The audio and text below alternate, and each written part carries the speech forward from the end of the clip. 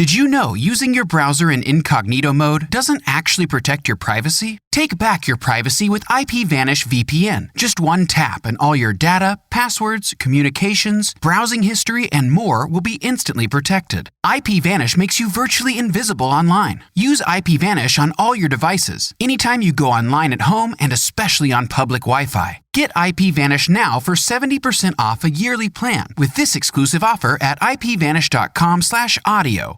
It's cozy season, and nothing compares to wrapping yourself in a Minky Couture blanket. Luxuriously soft, perfectly warm, thoughtfully made. From movie nights to chilly mornings, Minky Couture turns everyday moments into pure comfort. Once you feel it, you'll understand why it's called the original best blanket ever. Visit minkycouture.com or a store near you and make this cozy season your softest one yet. Robots Radio. Games, lore, stories, community. Just press play.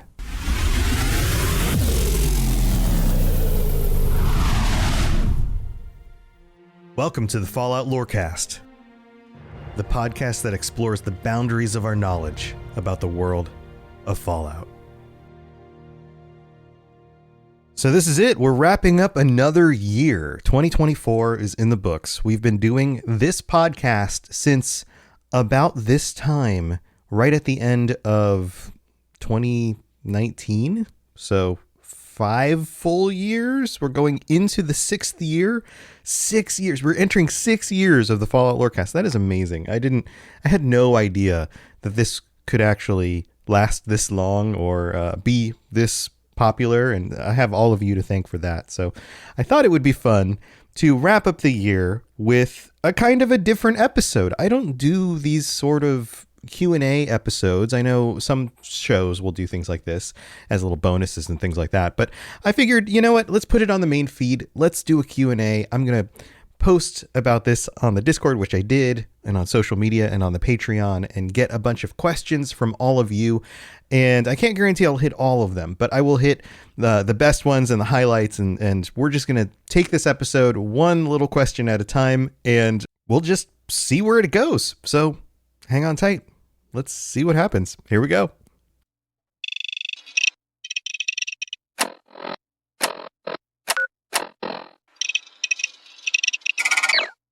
All right, so first question. Chaz Waza was the first person to respond on the Discord when I posted the question, and says, which Fallout Vault do you think you'd best be suited, and which one do you think you'd survive in?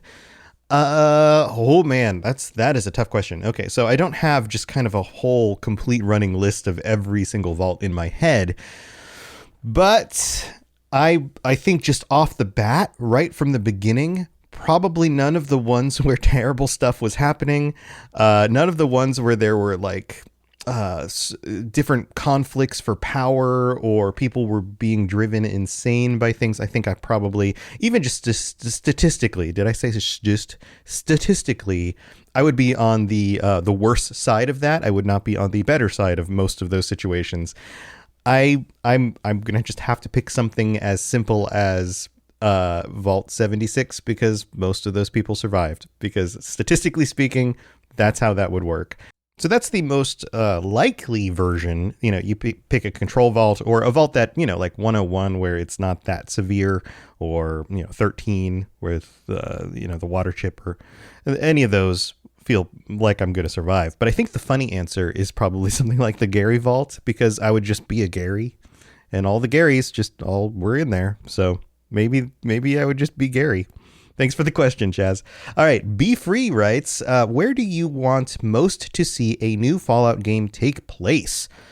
This comes up a lot. We've discussed this a lot over the years about different potential locations for a Fallout game, and I think there are some that really stand out. I think that the best location is going to be something that truly resonates and truly has some historical quality to it. Something that, especially if it's placed in the United States, has something to do with the history of the country and the importance of early American life kind of being blended into what else is going on in the world. I think those settings are the most interesting. And I think most of the Fallout games have hit those kinds of locations pretty well. I know this was one of the potential locations, I think, for Fallout 4 was New York City. I think seeing a bombed out Manhattan on an island with the remnants of some of the buildings that are still there, but even more interestingly, the underground. There are so many levels and layers of things under the city, and I think so much of the population would have gone underground. And then on top of that, just the idea of, like, I don't know, mutant crocodiles in the sewers and a subway system that people are living in, kind of like in Fallout 3, where you have some of those kinds of locations. I think that also mixed with, the Americana of, America's greatest city, New York City, that kind of thing. But then you could also work in some of the boroughs and, heck, even parts of New Jersey. Like, you could expand that out beyond just the island of Manhattan and show that things would have played out differently in different locations. That would be very cool. I think that would be very cool. And I've been to New York City before, and it would also be really cool to see some of the places that I've actually personally been to and see those kind of changed. And that's always fun as well. So I think that's what I would go with. Thanks, Be Free. All right, let's pull one from the Patreon. Let's see. Serenity Ann says, where do you think Fallout 5 will be set? Okay, so this is a different question. Be Free was asking, where do I want a new Fallout game to take place? Serenity is asking, where do I think Fallout 5 will actually be located? And that's a very different type of question. I think it's still going to be somewhere in the US. I don't think we're going to get somewhere international. I used to think that was impossible, and I've talked about this before. But Tim Kaine had talked on his YouTube channel about how that was something that he had considered early on in the developments of, like, Fallout 1 and Fallout 2. So I don't know that it's impossible that it'll go international. I just think it's unlikely. Let's see. Where do I think it'll be? I think and maybe this doesn't answer exactly for Fallout 5, but let me just say the next Fallout game, whether that's Fallout 5 or it's some sort of spin-off, I think we're going to head back to the West.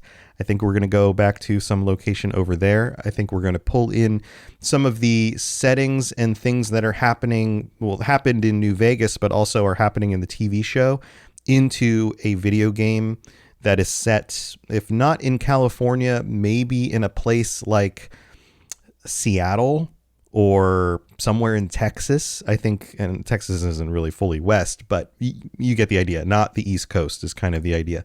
So I think we'll probably see something like that. That would be my guess. So thanks, Serenity. All right, next up, we've got Emily M on the Patreon, who asks, this is going to be a heated question. This is going to be debated. Which is the best Fallout New Vegas DLC? I talked about a bunch of the Fallout New Vegas DLCs on the rankings episode, where you all ranked the different games and the DLCs and things like that.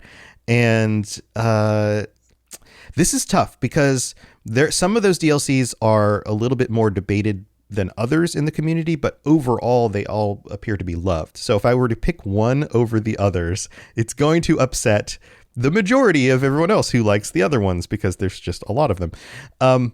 Also, I'm not very good at picking favorites. I have a really difficult time parsing that. I'm much better at saying, I like this for these reasons, and I like this other thing for these other reasons.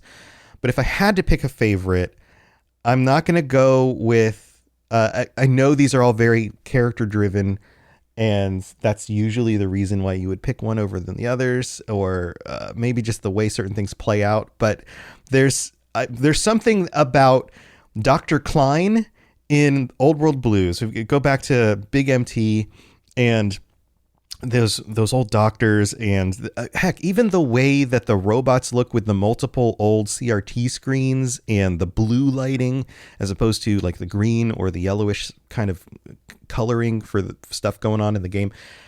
Something about that aesthetic always sticks with me, like over the years. And we have to go back now. I mean, think about it. We're going into 2025. Fallout New Vegas came out in 2008.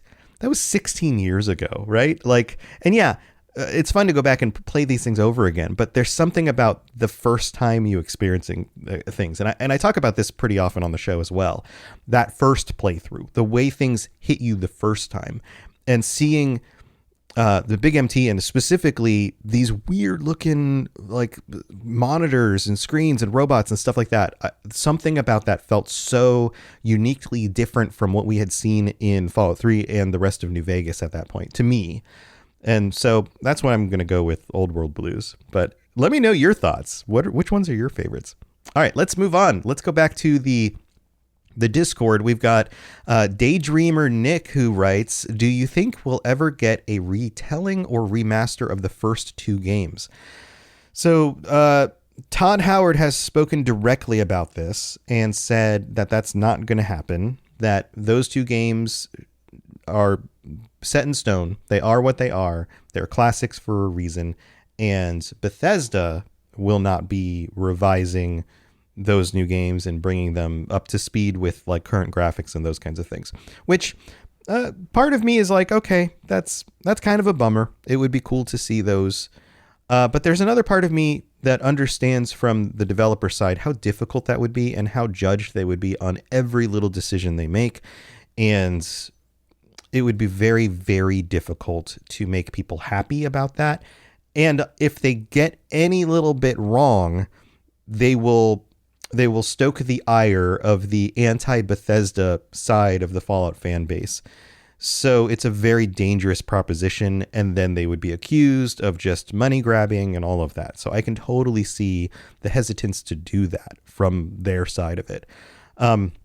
I think there is hope, though, from the modding community. I know people have been modding Fallout 1 and Fallout 2 into things like Fallout 4, and I think that will continue to happen. I haven't tried any of those specifically. I'm not completely up to date with those and how complete they are, but I think that there is some hope there from that side of the community that could actually work. So I think that's where it's at. And when it comes to when somebody like Todd actually says, and in general, I know a lot of people are not trustworthy of developers because they're like, oh, well, they're lying through their teeth. No, I don't think that's particularly accurate. They are often being careful with their words because they understand how people will react to the things that they say. And sometimes they are not saying certain things. But when it comes to things like this, and Todd just flat out says, yeah, we're not going to do that, I'm pretty sure that's just the way it's going to be. And that doesn't mean that somebody can't change their mind in the future or somebody else ends up in charge and makes a different decision. But in those kinds of things, I kind of take him at his word. I'm like, okay, there's a reason why he's just saying, hey, we're not going to do that. And it's not because he's expecting to change his mind or he's going to pull oh, surprise, we told you we're not going to do it, but here it is. That's probably not going to happen. So that's my sense of it. So thanks for the question, Daydream. All right, K_P writes, if you were transported to any Fallout game, which one would you want to be sent to and why? Which one would you least want to be sent to and why? Thank you. Ooh, that's an interesting question. All of them, going back to the question about the vaults, all of them are extremely dangerous. Statistically speaking, I would not survive in any of them. I am not trained at surviving in the wilderness or being able to, take care of finding food and shelter and those kinds of things. One of my best friends from college is the kind of guy who, get this, I mean, he grew up in the Boy Scouts. He enjoys being outdoors. He takes his family camping. But in college, right after college, the first thing he did was he went out to, I think it was Arizona, to a Boy Scout camp and worked for probably at least the summer. I think it was a little bit longer than like the summer season, and took high school kids out on like 2-week-long treks across the wilderness where he taught them how to survive in the wild. And he loved it. He would go 2 weeks without a shower and, just had to find his own food and water and, shelter when it was raining and all of these kinds of things out in the wilderness of like Arizona. And that was like heaven. He loved it. I am the complete opposite of that. And so much of being in one of the Fallout games has to do with just figuring out how you're going to survive day to day, where your food's going to come from, all of those kinds of things. So when you look at those logistics, I would be terrible. I would wither up and die within a few months. I would not survive it. I'm an air conditioner indoors kind of person. And I live in Florida, and so the heat is very hot. The humidity is out there, and I try not to be outdoors as much as possible unless it's actually nice out. But I think the question is probably leading more towards like which of the games and the things going on in the games would you want to be in? That's a tricky question too. And which wouldn't you want to be in? I don't think I would pick. I think I would pick. They're all in. Okay, the environments of each of them are kind of dangerous and unpredictable, and also either cold or hot. You've got the deserts in New Vegas and in Fallout 1 and Fallout 2, and the western landscape. You've got kind of the Northeast in Fallout 3 and Fallout 4. Every one of them is dangerous. Every one of them is different. Okay, so I think I would go with Fallout 4, and specifically the Nuka-Cola expansion and all the different weird robots, because cool robots, and at least I'd get to go to like Nuka-Cola World and see something that's kind of fun. I think I'd have to go with that, but otherwise, nope, no good. I'm not going to survive any of those. So thanks for the question, _. All right, let's go back to the Patreon. Giles writes, how has the inclusion of the supernatural otherworldly, so Zaytans, cryptids, Dunwich horror, etc., to the Fallout universe enriched your playing experience? What place does this element have in a nuclear post-apocalyptic game? That's a very interesting question. Your second sentence there about what place does this have, do those things have in a nuclear post-apocalyptic game, is I'm implying some intent in that question, and I could be wrong about my interpretation here. So feel free to let me know if I respond incorrectly to this. But I think what you're implying is that those things feel like they come in stark contrast to the other things that are happening. My sense of why that is because so much of the original Fallout games were this collection of ideas that came from literature and from movies before the 1997 or whatever the exact year was they started working on it. And so they were pulling these sci-fi and horror influences from a wide variety of things and putting them all in the same setting. So when you look at it from the settings perspective, it doesn't immediately tell you like, oh, well, you would expect to run into, aliens here or horrors, like these dark ancient god types of things. But when you look at it from the perspective of, oh, they're pulling influences from lots of places and they're allowing the developers to insert their own fun things that they would want all in a setting, then it makes sense. And to your question about how has the inclusion of these things enriched my playing experience, from my perspective, I love when I can't predict what is going to happen. To me, that is one of the best things you can do in a story or in a video game or in a movie. When something feels rote and predictable, I'm kind of out right away.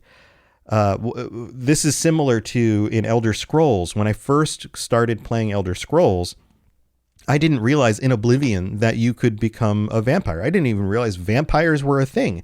In my mind, this was a high fantasy world. That's what Elder Scrolls Oblivion looked like. It looked like their take on the Lord of the Rings or something like that. And you've got these elves and men. You've got all these different races. You've got this history of this world that goes way, way back. You've got like, oh, maybe there were dragons in the past and all of these things. And right off the bat, it was saying, oh, this is high fantasy. When you get into the details, similar to J.R.R. Tolkien's stuff, vampires and werewolves exist. And they do. They just don't show up in The Hobbit and The Lord of the Rings. They're part of the longer, deeper legendarium of the Silmarillion and the other books that he was working on. And that plays out the same way in Oblivion, where like, oh, that's a thing. I didn't expect it. It doesn't immediately resonate as like, oh, this is something that is going to be here.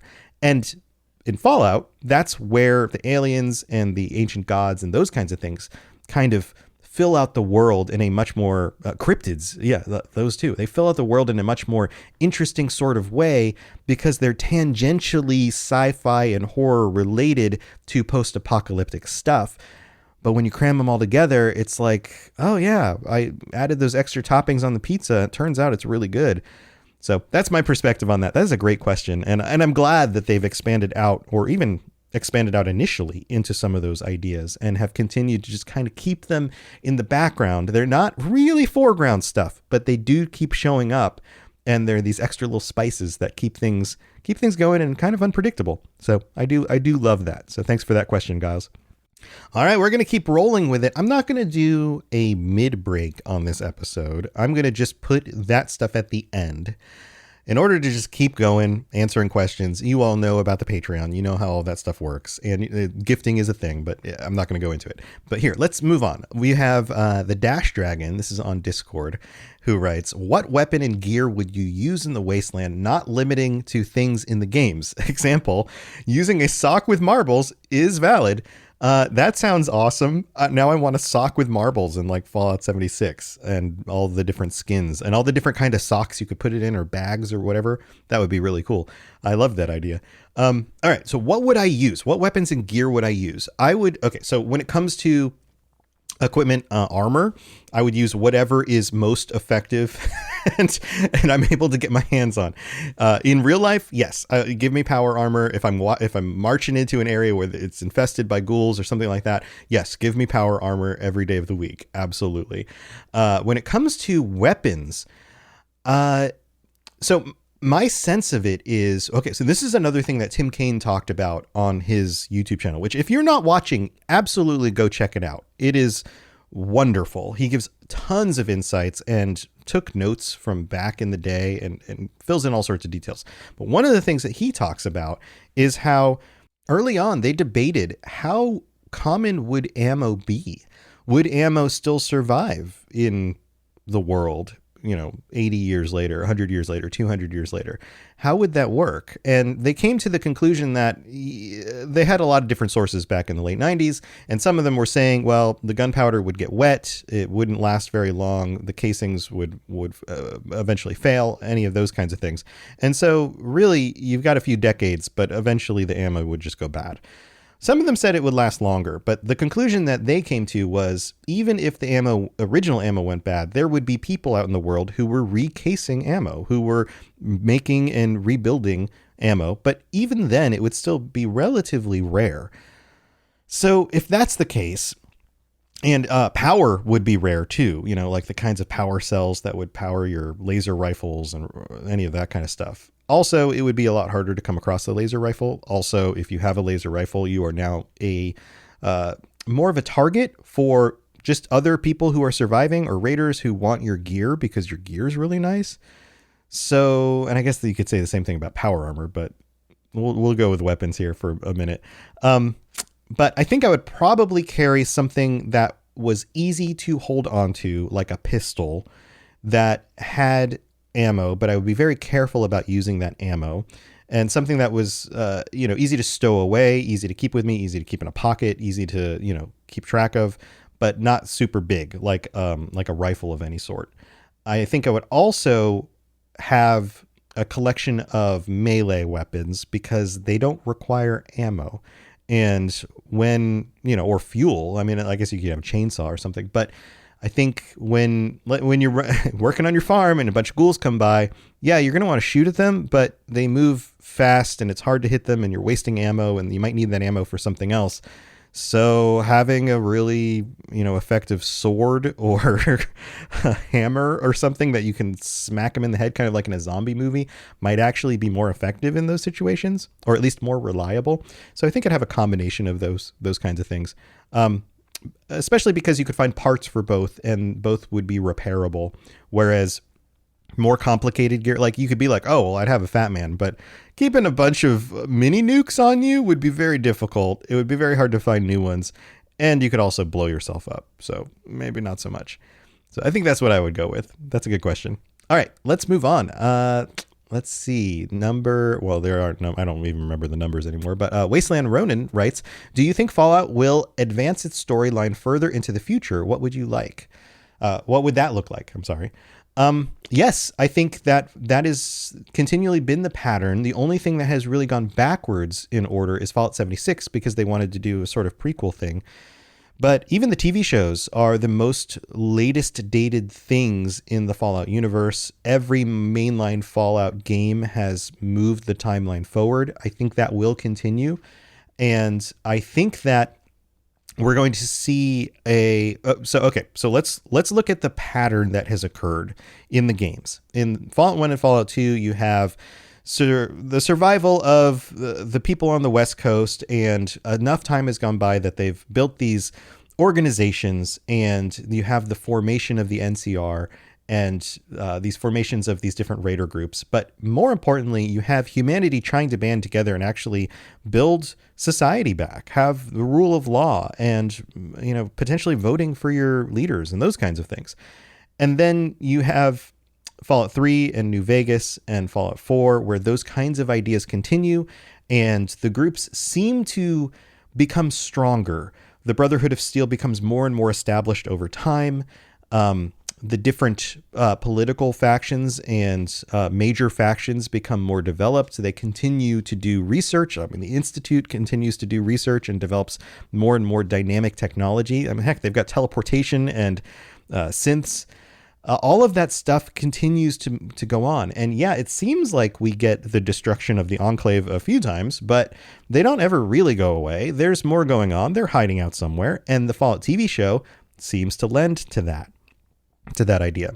But then you also have the changing of organizations over time. The Brotherhood of Steel seems to stand for certain things, but depending on who is leading it, as time goes by, their plans and the way that they work changes over time, much like different world governments. Heck, look at the Roman Republic turning into an empire. Look at the state of the United States over time has changed. Like, we're not the same type of democracy, or at least the details of the way our democracy works isn't the same as it was 100 years ago, 200 years ago. All of these things continue to develop. And I think that's part of the greater story is how do these things work in longer time frames, and how do they develop, and how do they improve and then also decline or become corrupted. That is one of the big stories in Fallout, is that humanity has this habit of putting powerful, dangerous leaders in charge, that our organizations are only as good as the character of the individuals who are running them. And I think we're going to continue to see that play out. I think we're also going to see potentially the attempt to unite the United States under one banner, not just a specific region. But I think this is going to be one of those themes that plays out in the 5 seasons of the TV show. I think we're going to see the Brotherhood of Steel try to take control of the United States as a whole, as much of the geography as they possibly can, in order to rebuild the United States. And then we're going to see competition with the Enclave and other groups who are now attempting to do the same thing as populations rebound and as technology progresses. And we're going to see how that fails. I think it's all going to fail in the end. Nobody's really going to succeed, or if it feels like they're succeeding, they're also doing it at some great cost. So, wonderful question, Wasteland Runner. I'm pretty sure that's where things are going to go. Again, I could be totally wrong. I like to think that I've got a better than 50% chance on a lot of my predictions. But maybe I'm delusional. We'll see. It's time for that spring reset. I'm taking a look at everything in my closet and figuring out that, oh no, this absolutely needs to go. And it's about time I replace things so that my clothes aren't older than my 15-year-old. Now, you might think that they lasted that long because they were well made, but no, they're in terrible condition. Unlike the new jeans I just got from Quince. Jeans have always been my personal go-to because you can kind of wear them for lots of different things, but maybe they're not your thing. Maybe you're looking for, 100% European linen with insanely soft flow-knit activewear fabric. It's definitely getting warmer, and their flow-knit activewear is moisture-wicking, anti-odor, and soft enough that you'll actually want to wear it every day. So pick out what you want. You can't go wrong because they have prices 50 to 60% less than similar brands. And like I said before, they are high quality. I continue to wear their clothes all the time, and I know that these new jeans are going to last me a lot better than the other things in my wardrobe. And on top of it, they look great. They're so comfortable, and I spent just as much on the jeans that I am now cleaning out of my wardrobe. So if you're looking for something better, just all around better, go check out Quince. So go do it right now. Refresh your wardrobe with Quince. Go to quince.com/falloutlore for free shipping and 365-day returns. Now available in Canada too. Go to quince.com/falloutlore for free shipping and 365-day returns. Quince.com/falloutlore. Did you know using your browser in incognito mode doesn't actually protect your privacy? Take back your privacy with IPVanish VPN. Just one tap and all your data, passwords, communications, browsing history, and more will be instantly protected. IPVanish makes you virtually invisible online. Use IPVanish on all your devices, anytime you go online at home and especially on public Wi-Fi. Get IPVanish now for 70% off a yearly plan with this exclusive offer at ipvanish.com/audio. All right, let's go back to the Patreon. This one comes from Anthony H, who says, is there a game that you have ever tried multiple times to play and never been able to get into? If so, were you able to overcome this and play the game? And if not, which one was it and why? Oh, absolutely. All the time. There are games that I want to like a lot, and I try them and I bounce off them. I think one of the best old examples of that is Elder Scrolls Morrowind. Back when that came out, I picked it up and I only could play an hour or two and then just totally bounced off. It was just too much reading. It was too much swinging my sword at something and missing it. Like, those mechanics early on were so appealing at the time that I couldn't get into it. Still to this day, anytime I try to load it back up, even with a bunch of mods and those kinds of things, I never really can get into it. I appreciate it. I appreciate the lore. I appreciate the things that they were doing, the things that led to the development of other games, and the way that Bethesda evolved as a game developer, or some people would say devolved when it comes to Morrowind. But I think that there's a balance between accessibility and depth that is tenuous, is difficult to manage. And I'm glad that they've played with that over the years across different games in different ways. Another example would be, and this is another, okay, so game of the year, not this year, but last year, 2023, Baldur's Gate 3. It's an amazing game. I love Dungeons and Dragons. I think that this game is great. I still have not finished the first chapter of the game, and I've restarted it 3 or 4 times. And I've restarted it playing with friends. I've restarted it playing with my son. I've done it by myself a few times through like the intro. I've rolled up a bunch of different characters, tried different perspectives on it. And the game is amazing. I know it seems like the kind of thing I would absolutely love. It's full of interesting characters and deep lore and all sorts of twists and turns. The combat is really cool. It's turn-based. I don't mind turn-based combat. I think that that's actually a really cool thing. The settings are really cool. The graphics are great. Across the board, it seems like the kind of game that I'm supposed to love, and yet I've had the hardest time getting into it. And I don't think it's the game's fault. I think it's probably I just haven't been in the right mindset to take on something that feels that big and really lose myself in it.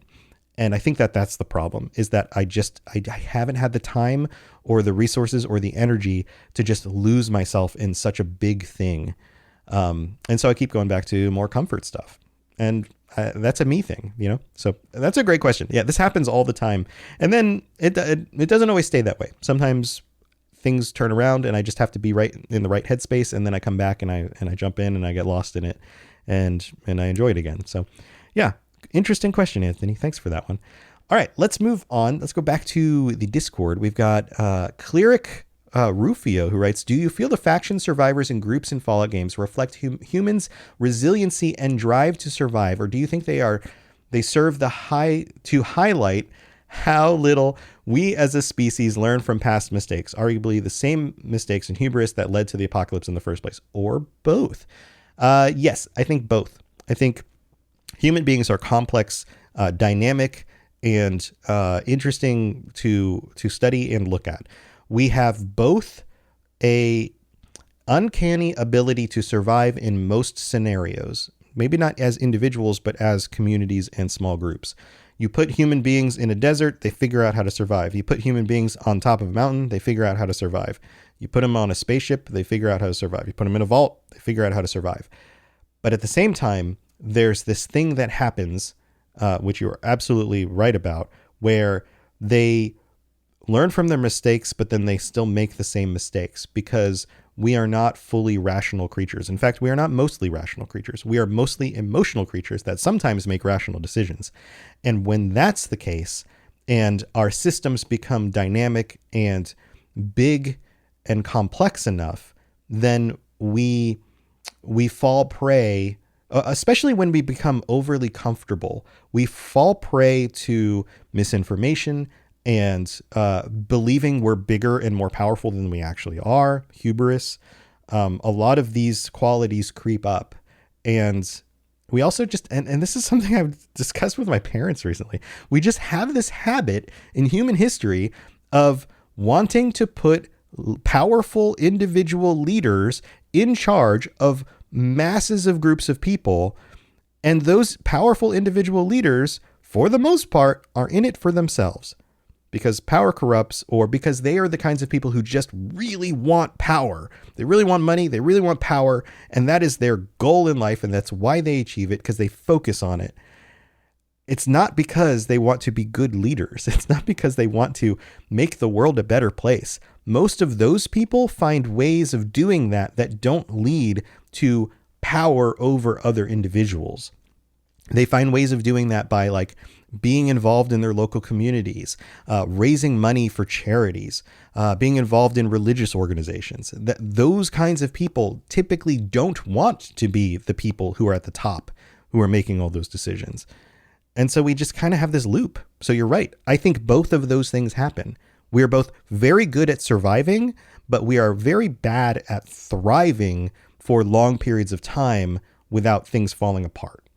And that's just this kind of loop that we end up with. You just look at the history of civilization.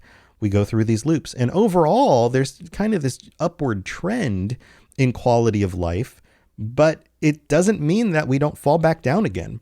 It's kind of like the stock market, right? Like the stock market goes up and down. Overall, there's an upward trend, but those drops, the depression, the recessions that happen along the way, are very terrifying, and they happen, and they're rhythmic, and they're going to happen again. And that's just kind of the nature of being a human.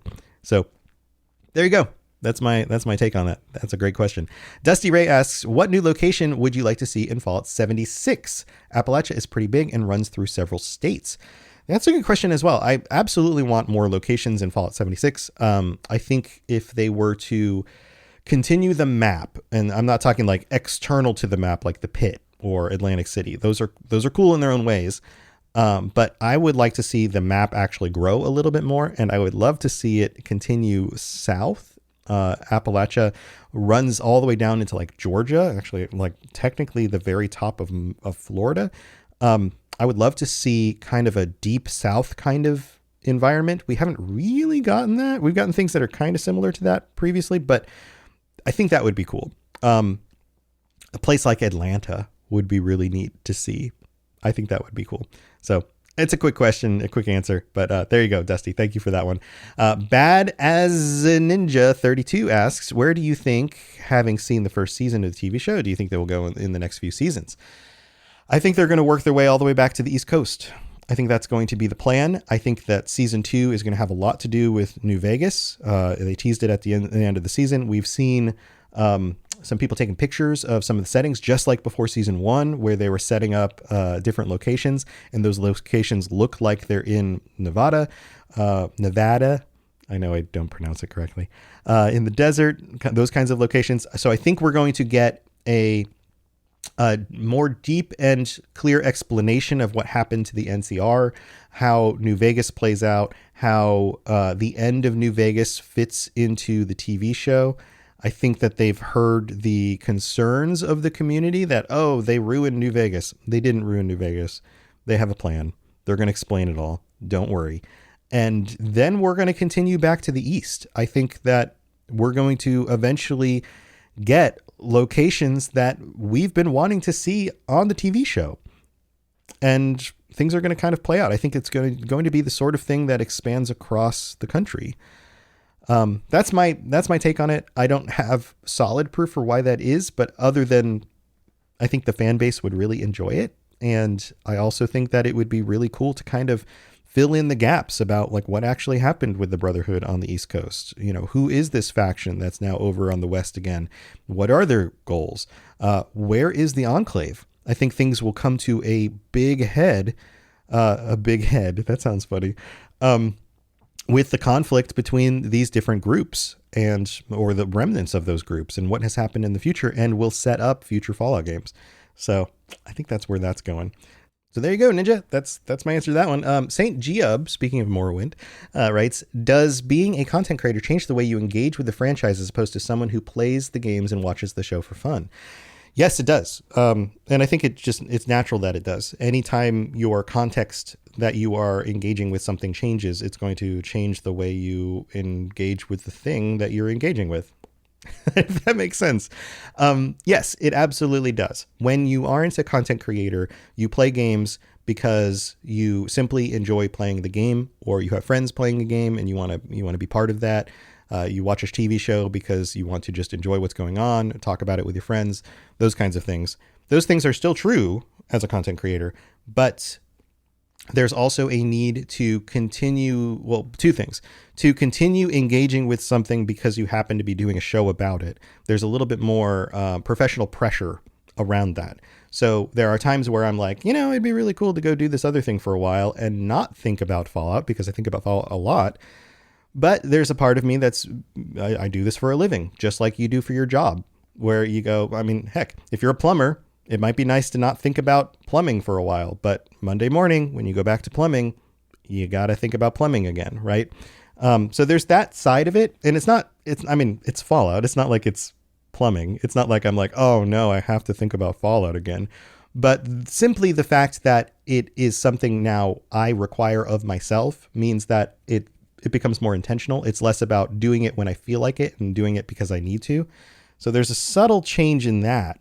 The other side of this is that although I've always been the kind of person who likes to think critically about things, like it's hard for me to watch a movie and not analyze the intentions of the writers, the themes that are going on, the character arcs, those kinds of things. I tend to pick things apart, and I enjoy them more by looking at the pieces and the details, whereas some people enjoy them less when you do that.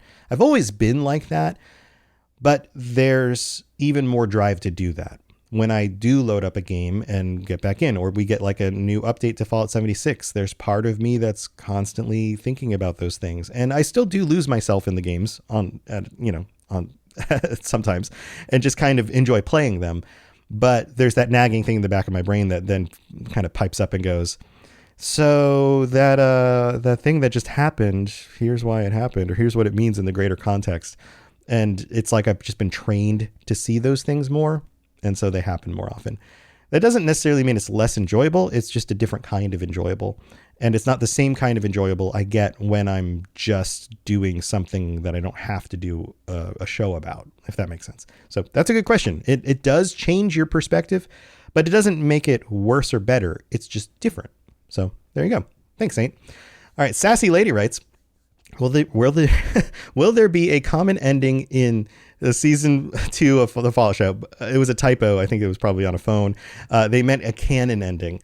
Sassy Lady, absolutely. Yes, there will be a canon ending. This is something that, again, Todd Howard has talked about. The showrunners have talked about. The writers have talked about. These shows are absolutely supposed to fit into the greater story. They are as canon as the games, as well, at least the mainline games are. And the ending of season 2 will be canon, and any Fallout games that play out in the future will have to reconcile with whatever happens at the end of season 2, whatever happens at the end of season 3, at the end of season 5. I think there's supposed to be 5 seasons. At least that's what they're shooting for. And so, yes, this will be canon. And I think that's fun. I like the idea that this plays into the games. I'm not against having a multiverse of different variations and ways things play out, but I also don't see a need to do that with something like the Fallout TV show. They've kept it so close to the accuracy and the setting and the vibe and the details of the games that it just makes sense. Keep it canon. Absolutely. Let's see. I know I've got a few more here. No Phil, no Thrill writes, will there be more Fallout TV movies or shows in the future? Absolutely. As long as this show continues to be popular and people like it, then yes. For two reasons. One is money. If the show does well, then more people subscribe to Amazon to watch the show. They make more money. It's kind of a no-brainer, right? Like, oh, well, let's just make another one because people like it and we'll make more money, right? I mean, it is a business. That's how it's going to work. But also, I think that this does a thing that the games don't do. And that thing is it reaches a much broader audience. It throws Fallout into the zeitgeist. That's a fun word. Of just the common viewer. People who don't play games, who do watch shows, now know what Fallout is. That means that it continues to grow. It becomes a truly cultural phenomenon. It's not just a video game. And that lends it a certain air of authenticity. It puts it much more on par with an IP like Star Wars or Lord of the Rings, because it doesn't just exist in one format. When you think about Lord of the Rings or Star Wars, they started as something specific. Lord of the Rings started as books. Star Wars started as a series of movies.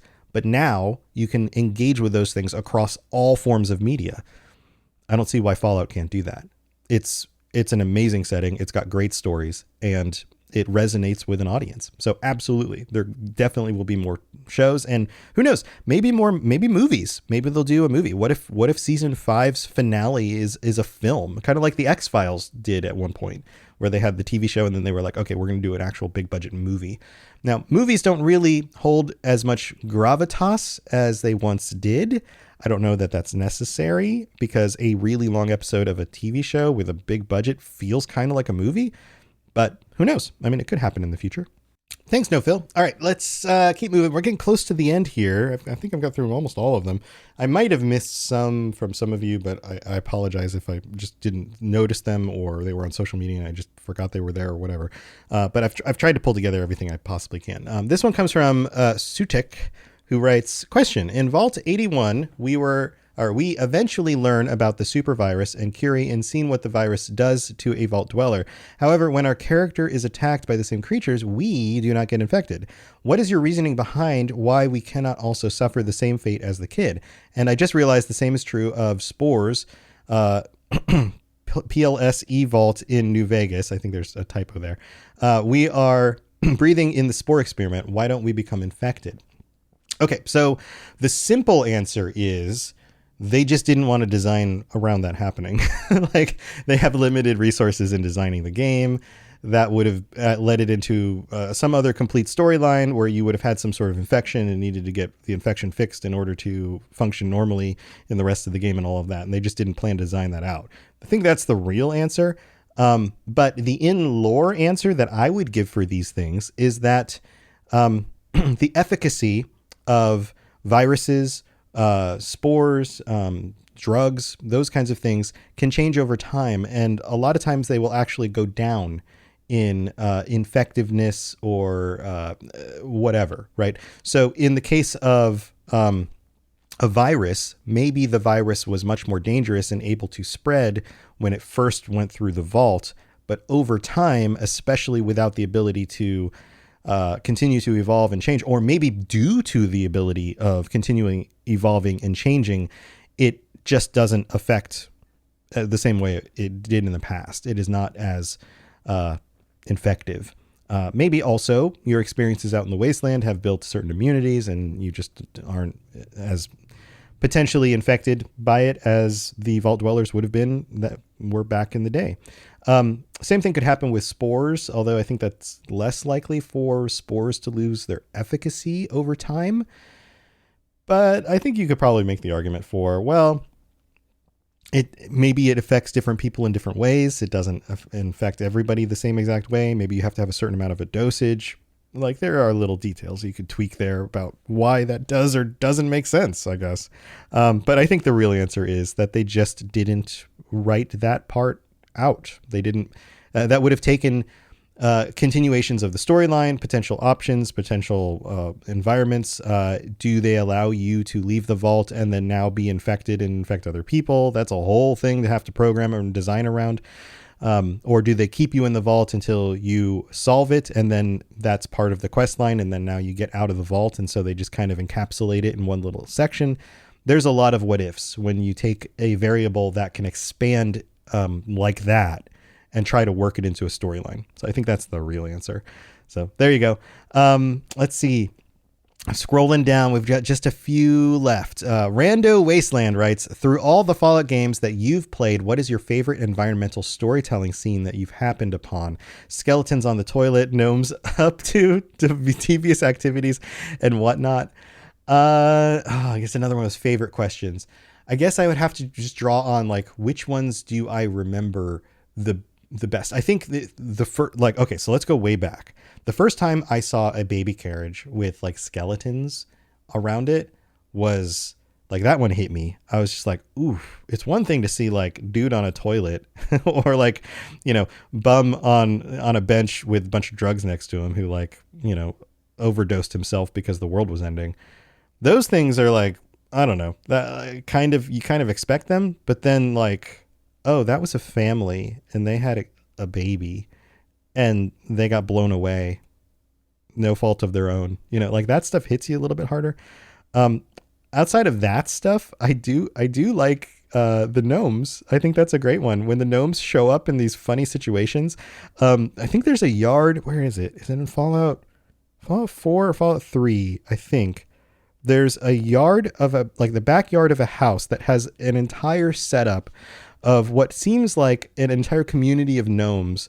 And they're all in different spots in the yard. Some of them are like in a circle, like they're having a conversation. Some of them are over on the side of the yard. And I think there are some other things as well that kind of play into this scenario of like all the stuff that's going on. And my headcanon on that is just like, some wastelander, this wasn't here when the bombs dropped. Some wastelander over time had collected all these gnomes and just had been playing with them. Or some kid was just like creating a little environment in their backyard for like, this is the gnome city. This is all the gnomes and what they're doing. I always thought that was cool. Good question, Rando. All right, we've got two more. Dan Bacchus Solo writes, what faction from any of the games should control the wasteland? Bonus, which faction would you join if you were in the wasteland? I think that the NCR, although they are flawed, has the best potential for building back a society with actual representation from the members of those societies and organized groups that work together in order to build something greater than themselves. I think that when you take a look at, say, the Enclave, they are fascist, period. They are fascist. Anybody who's, I understand some people are big fans of the Enclave. The Enclave is fascist. They're authoritarian and they are fascist. And that never leads to good things for the majority of the people in society. We're just going to leave that there. The Brotherhood of Steel is ideologically a little bit insane. They have good intentions. Their reasoning comes from this idea that like technology is the downfall of everything, which I think is flawed reasoning. And so therefore their response to that is flawed. They would not be the best group to rule or unite the factions or the wasteland as a whole. And they should not have control of everything. If anything, they are a type of cult. And that's true. That doesn't mean that they can't do good things, but they are, they are what they are. You could take any of these other groups, you've got, there's actually lots of factions across the games, but you take, any of the more dangerous factions, any of the raider groups, any of the Legion, any of those organizations, there's significant problems there. The Institute is too insular. They prize academic research and scientific progress, and also overvalue their own intellect and their own perspective on things. Even though they have lots of information, they don't always make the best decisions due to that. And they also even though they have the technology to develop synths and AI, are unable to understand that those things can evolve to the point where they have autonomous and their own perspectives and beliefs. And basically, they've created other creatures. They're just not biological. And they are unwilling to treat them like creatures. They treat them like slaves, even though they don't want to be slaves, and they're unaware of that. That's a problem. Anytime you have people groups that deny the personhood of the other people groups, whether they be human beings or synthetic, that's a problem. That creates a underlying imbalance in society that eventually will destroy itself. The closest thing that we have in Fallout to an organization that tries, at least tries, it doesn't always succeed, but attempts to give everybody a fair shake, to give everybody an equal voice, is the NCR. That's the closest thing we have. And so I think that's the faction that needs to move forward and needs to, or would potentially control the wasteland. As of right now, that's my perspective. And that doesn't mean that there aren't other groups out there, other smaller groups. The Followers of the Apocalypse are a great example of this. They're a humanitarian group. They actually care about the well-being of other people in their community. They're open to bringing other people in and helping them regardless of their backgrounds. They are probably, and I've talked about this before, one of the only really good groups. Like if you were to judge them on kind of a like bad to good kind of scale, like the D&D scale, like good and bad, chaotic, neutral, like all of that stuff. They are one of the truly good groups of the wasteland, but that doesn't mean that they would control the wasteland well. If anything, they would be taken advantage of by more, I don't know, groups that are willing to take their kindness and use it against them. They make sense, though, incorporated into a larger group like the NCR, where the rules and law and organization of the NCR can further the greater goals of people as a whole. And then they would work as a specific group within that, kind of like the federal government, and then also the other smaller organizations within the federal government that take on certain specific types of things. That's how that would work in my mind. But I'm not 100% set on all of this. I can't say that I've thought through every single group, or that there isn't a scenario where maybe one of these other groups is actually able to be changed. You could take something like either the Enclave or the Institute and change the leadership, change the way that those groups fundamentally work. And it doesn't mean that they couldn't do good things. They could, but their current setups don't work that way. So there you go. That's my thoughts on that one. All right, we're getting to the last one here. This one is from Silas1324, who writes, would you want to go into the wasteland IRL? No, I wouldn't. Okay, let me, you heard me talk about like, where would I survive? What game would I survive in? All of that stuff. Well, first of all, no, it's a hellscape. It's terrifying. And you probably wouldn't survive past the age of 30. Secondly, yes, there is a part of me that would, from a fan perspective, the same part of me that looks at Lord of the Rings or Elder Scrolls and goes, like the 14-year-old kid who was reading the Lord of the Rings and going, I want to live in this place. But when you actually think about it, no, that's a terrible place. There are monsters. There are things that are going to kill you everywhere. There's part of me that is still like that just, I love the setting so much that it would be really cool to actually see power armor in real life, or I don't know, and engage with a super mutant and shoot him in the face, or whatever, oh my God, there's a Deathclaw over there. Yeah. So there's part of me that's like, okay, yeah, that's cool. It would be really cool to experience that, drink a Nuka-Cola. What does that even taste like 200 years later? I don't know. But yeah, no, I would die. And chances are the average person probably wouldn't have those cooler experiences that you get to have in the game. They'd probably live their entire lives in some corner on a farm, like a corner of the wasteland on a farm with their family. They probably will have only traveled so far because it's dangerous. They'll be scraping by. They're hungry most of the time. They're miserable. Maybe one day they see a Brotherhood soldier walking across the distance, or comes by their farm and takes something of theirs because where did you get that laser rifle from? That's ours. Thanks so much. Bye. And then that that's more likely the realistic scenario that happens when you live in the wasteland than anything exciting and fun. But that's also part of why we have the games. That's part of why you're the protagonist in the game. That's part of why you are not afraid to go take on the dangers of the wasteland and have all these experiences, is because when you die, you get to just reload the game. In real life, that's not how it works. It doesn't work that way. So that's my perspective on it. I would love to hear anybody who wants to further this conversation chime in on the Discord or on the Patreon, respond to other people's questions, share your thoughts, create these little mini feeds, whatever.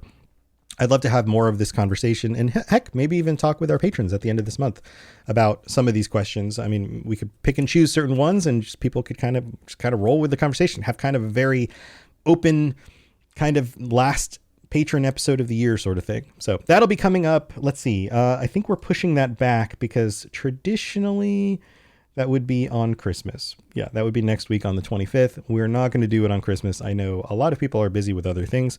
So we're pushing that back to the 1st. The 1st works because most people celebrate the 1st on the night of the 31st.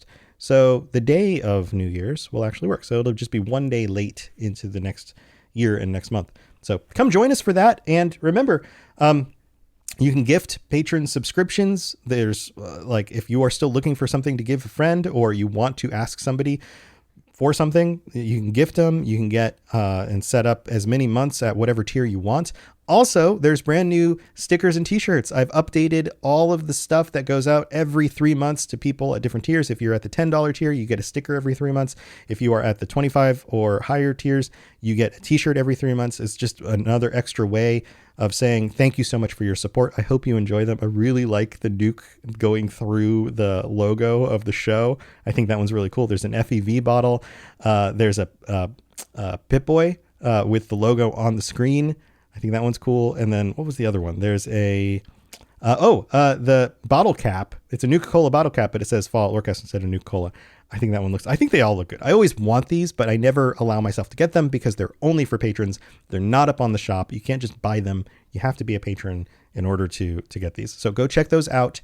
I'd love your thoughts on those. And I think that's it. We got some new patrons to shout out. We've got Noah C. Thank you so much for signing up and joining us.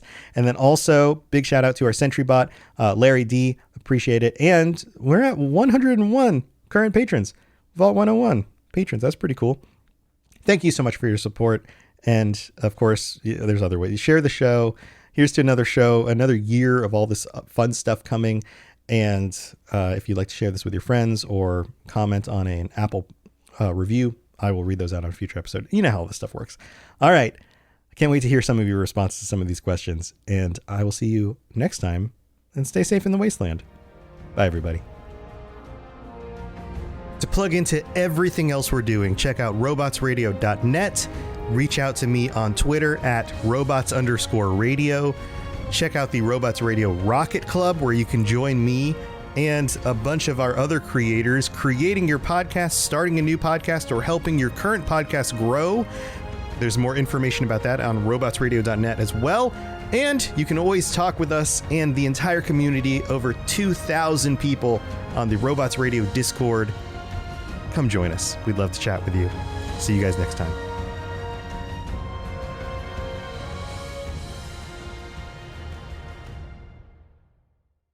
It's cozy season, and nothing compares to wrapping yourself in a Minky Couture blanket.